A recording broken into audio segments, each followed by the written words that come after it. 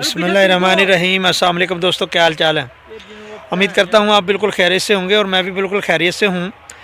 तो दोस्तों आज हम करने हैं गोभी के लिए ज़मीन तैयार 3 एकड़। और ये आपके सामने देखें ट्रैक्टर भी चल रहा है और ये हमारा भाई तला सुबह का ट्रैक्टर चला रहा है।